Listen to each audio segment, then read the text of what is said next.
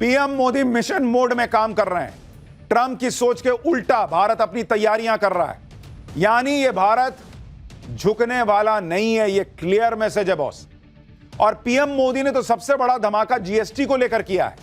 Trump tariff की बात कर रहे थे, भारत को डेड इकोनॉमी बोल रहे थे, लेकिन नरेंद्र मोदी ने साफ इशारा कर दिया कि वो जो कर रहे हैं वो पूरा गेम पलट देगा, क्योंकि हमारी अपनी मार्केट इतनी बड़ी है, हमारी अपनी अर्थव्यवस्था में इतनी ताकत है कि ट्रंप का टैरिफ भारत की ग्रोथ को रोक नहीं सकता। पीएम मोदी ने टैरिफ से निपटने के लिए स्वदेशी का मंत्र फूंक दिया और देश की जनता को राहत देते हुए जीएसटी रिफॉर्म्स का ऐलान किया। दिवाली से जीएसटी दरों में भारी कटौती होने की उम्मीद है, जिससे कई चीजें भयंकर सस्ती हो जाएंगी, काफी सस्ती हो जाएंगी। पीएम मोदी के ऐलान के बाद जीएसटी को लेकर चर्चाएं शुरू हो गई। जीएसटी में फिलहाल 4 दरें होती हैं, 5%, 12%, 18%, 28%। लेकिन पीएम मोदी के जीएसटी रिफॉर्म्स के ऐलान के बाद कहा जा रहा है कि दिवाली से जीएसटी की सिर्फ 2 रेट रह जाएंगी। जीएसटी से 12% और 28% की दरों को हटा लिया जाएगा और या तो सिर्फ 5% जीएसटी लगेगा या 18% लगेगा। अगर ऐसा होता है तो यह बहुत बड़ी बात होगी, इससे पब्लिक को बंपर फायदा हो जाएगा। 12% जीएसटी के दायरे में आने वाले टूथपेस्ट, साबुन, हेयर ऑयल, रेडीमेड गारमेंट, जूते, मक्खन, फ्रूट जूस, ड्राई फ्रूट जैसे 99% प्रोडक्ट वो 5% के दायरे में आ जाएंगे, यानी 7% सस्ता हो जाएगा। ऐसे ही 28% टैक्स के दायरे में आने वाले cement, AC, TV, fridge, washing machine जैसे 90% प्रोडक्ट 18% के स्लैब में आ जाएंगे। सैलाब में तो ट्रंप की धमकी बह रही है, यानी 10% तक ये सब सामान सस्ता हो जाएगा। 10% बॉस। जीएसटी स्लैब में बदलाव होने से ऑटो इंडस्ट्री में नई जान आ जाएगी। कारों की कीमतें कम हो जाएंगी, जिससे न सिर्फ बिक्री बढ़ेगी बल्कि स्टील, टायर और दूसरे कंपोनेंट बनाने वाली पूरी इंडस्ट्री को बूस्ट मिलेगा। आप देखिए जीएसटी स्लैब में बदलाव का ऑटो इंडस्ट्री पर क्या असर पड़ेगा, उसके बारे में आपको बताता हूं। और यह आपको सिर्फ एक उदाहरण दे रहा हूं, बहुत सारी चीजों पर असर पड़ना है। जैसे अगर आप देखेंगे छोटी कार, अगर आप देखेंगे कि कीमत क्या है उसकी और उसमें जो बचत होगी वो कितनी होगी, तो जैसे अगर छोटी कार की आप कीमत देखिएगा, वो कहा जा रहा है कि कम कितनी होगी भाई, 8% कम हो जाएगी। तो अगर 8 से 10 लाख रुपए की कार है, उसमें आपको कितना पैसा बच जाएगा पता है आपको? 64,000 रुपए से लेकर 80,000 रुपए तक आपके बच जाएंगे।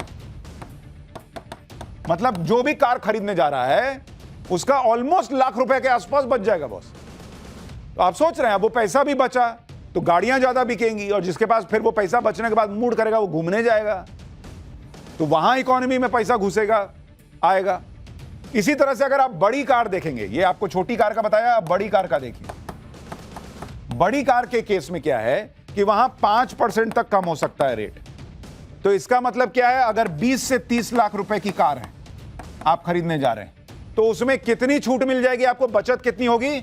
1 से 1.5 लाख रुपए तक की आपकी बचत हो जाएगी, आपकी कार सस्ती हो जाएगी। 1 से 1.5 लाख, यानी ऐसे आप तमाम चीजों में देखेंगे कि बहुत फर्क जो है वो आपको कीमत में दिखेगा।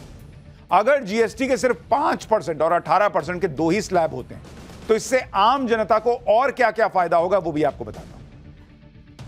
जैसे एसी, फ्रिज और होम अप्लायंसेस 18% जीएसटी के दायरे में आएंगे। इन सारे सामानों के दाम 8 से 10% कम हो सकते हैं। सीमेंट को अगर 18% में लाया जाएगा तो इससे घर बनना सस्ता होगा, रियल एस्टेट सेक्टर को फायदा होगा। 7,500 रुपए से कम किराए वाले होटल्स पर 12% जीएसटी लगता था, यह घटकर 5% हो सकता है, यानी होटल्स में रुकना सस्ता हो जाएगा, टूरिज्म सेक्टर को बड़ा बूस्ट मिलेगा। कीटनाशकों और दूसरे कच्चे मटेरियल पर लगने वाला 18% का टैक्स स्लैब घटाकर 5% किया जा सकता है। इससे किसानों की लागत घटेगी, आमदनी बढ़ेगी। यानी इसे आप ऐसे समझिए कि जीएसटी कम होने से 350 रुपए की सीमेंट की बोरी 28 रुपए, 80,000 का टीवी 8,000 रुपए और 40,000 का फ्रिज 4,000 रुपए सस्ता हो जाएगा। और इसका सीधा फायदा आम जनता को मिलेगा। जीएसटी रिफॉर्म्स के जरिए पीएम मोदी कितना बड़ा टारगेट अचीव करने की कोशिश कर रहे हैं वो भी आपको बताता हूं। एक्सपर्ट्स के मुताबिक जीएसटी रिफॉर्म से मार्केट को ऑलमोस्ट 2,40,000 करोड़ रुपए का बूस्ट मिल सकता है। अनुमान है कि जीएसटी सुधार से ऑलमोस्ट 2.5 लाख करोड़ रुपए की डिमांड बढ़ेगी। यह भारत की विकास दर को 50 से 70 बेसिस पॉइंट्स तक बढ़ा सकती है। यानी जो आपने देखा होगा, एक अनुमान था कि 0.2, 0.3 इतना जो है भारत की विकास दर नीचे आ सकती है ट्रंप के एक्स्ट्रा टैरिफ से, ऑलमोस्ट उससे डबल की तो बढ़त मिल जाएगी जो नरेंद्र मोदी ने एक्शन कर दिया है। यानी एक तरफ तो पीएम मोदी भारत की इकोनॉमी को बूस्ट दे रहे हैं, जीएसटी की दरों को कम करने का ऐलान कर रहे हैं, दूसरी तरफ ट्रंप के टैरिफ का भी तगड़ा काउंटर निकाल लिया है। मोदी सरकार 25,000 करोड़ रुपए से एक्सपोर्ट प्रमोशन मिशन शुरू करने का प्लान कर रही है, जिससे भारत के निर्यात को बढ़ावा दिया जा सके और टैरिफ के असर को कम किया जा सके। सरकार आर्थिक मदद देकर व्यापार को डाइवर्सिफाई करके ब्रांडिंग को मजबूत करने के लिए टैरिफ का असर कम करेगी। छोटे एक्सपोर्टर को बिना गारंटी लोन देने का भी इंतजाम किया जा सकता है। ई कॉमर्स से एक्सपोर्ट करने वाले छोटे एक्सपोर्टर्स को एक तय क्रेडिट लिमिट वाले कार्ड जारी हो सकते हैं। विदेश में माल रखने के लिए वेयरहाउस बनाने और पोटेंशियल मार्केट में एग्जीबिशन के लिए भी आर्थिक मदद दी जा सकती है। यानी पीएम मोदी का विजन क्लियर है, भारत की इकोनॉमिक ग्रोथ को रुकने नहीं देंगे। ट्रंप के टैरिफ को बेअसर करने के लिए सरकार व्यापारियों के साथ खड़ी। अब ट्रंप सोच रहे थे कि भारत पर टैरिफ लगाकर रूस को लाइन पर ले आएंगे, लेकिन मोदी झुके नहीं और पुतिन ने भी ट्रंप के सामने जाकर ताल ठोक दी। अब ट्रंप अलबलाए घूम रहे होंगे, क्योंकि पुतिन को मीटिंग के लिए बुलाकर ट्रंप जो खेल करना चाह रहे थे वो खेल ट्रंप को ही उल्टा पड़ गया है। ट्रंप पुतिन की मीटिंग में पुतिन ने धज्जियां उड़ा दी और इससे ट्रंप की पूरी दुनिया में बेइज्जती हो रही है। खुद अमेरिका में ट्रंप की खिंचाई हो रही है। अमेरिकी मीडिया भी पुतिन को बॉस बता रहा है और ट्रंप की जो है छीछालेदर हो रही है। अमेरिकी चैनल CNN की वेबसाइट पर रिपोर्ट में लिखा गया है कि पुतिन को अलास्का में वो सब कुछ हासिल हुआ जिसकी उन्हें उम्मीद थी। इसके उलट ट्रंप को बहुत कम सफलता मिली। यह पुतिन की बड़ी जीत है। अमेरिकी अखबार वॉल स्ट्रीट जर्नल ने अपनी रिपोर्ट में लिखा कि चुनाव प्रचार के दौरान पहले दिन युद्ध समाप्त कराने का दावा वादा करने वाले ट्रंप एक अस्थायी युद्ध विराम तक हासिल करने में नाकाम रहे। न्यूयॉर्क टाइम्स पर में छपी एक रिपोर्ट के मुताबिक इस मुलाकात का नतीजा सिर्फ इतना रहा कि ट्रंप और पुतिन दोबारा मिलने पर सहमत हो गए। यानी खुद अमेरिका में ट्रंप की छीछालेदर हो रही है कि इतना मुंह बना के गए तामझाम करते हुए, पुतिन आ रहे हैं तो ऊपर से B-2 बम्बर उड़ा दे रहे हैं, फाइटर जेट खड़े किए हुए हैं, पुतिन उससे घबराने वाले हैं। उल्टा पुतिन ने कह दिया कि अगली मीटिंग के लिए मॉस्को आना, मैं नहीं आऊंगा बार बार। यह मैसेज था। जो डोनाल्ड ट्रंप लगातार भारत को धमका रहे थे, उनका इलाज तो नरेंद्र मोदी ने भारत में बैठे बैठे कर दिया। क्योंकि आप देखिए कि अगर पुतिन ने ट्रंप को धो डाला और ट्रंप के सामने झुके नहीं तो पीछे ताकत भारत की ही थी। आप यह भी याद रखिए कि पुतिन जब ट्रंप से मिलने गए थे तब भी नरेंद्र मोदी को फोन किया था, और जब पुतिन ट्रंप से मिलकर लौट आए तब भी नरेंद्र मोदी को फोन किया है।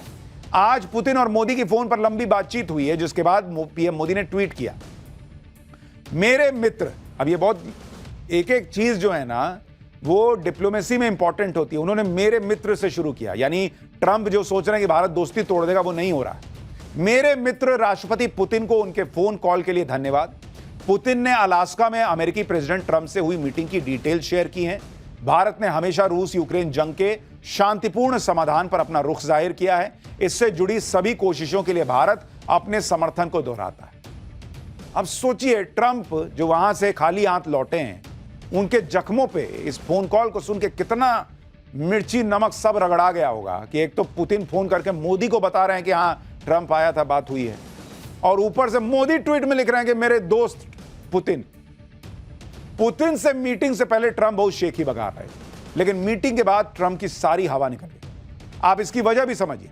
मुलाकात से पहले ट्रंप कह रहे थे कि रूस को हर हाल में युद्ध रोकना पड़ेगा, लेकिन मुलाकात के बाद ट्रंप ने यूटर्न ले लिया, कह दिया कि सीज फायर करवाना इतना आसान काम नहीं है।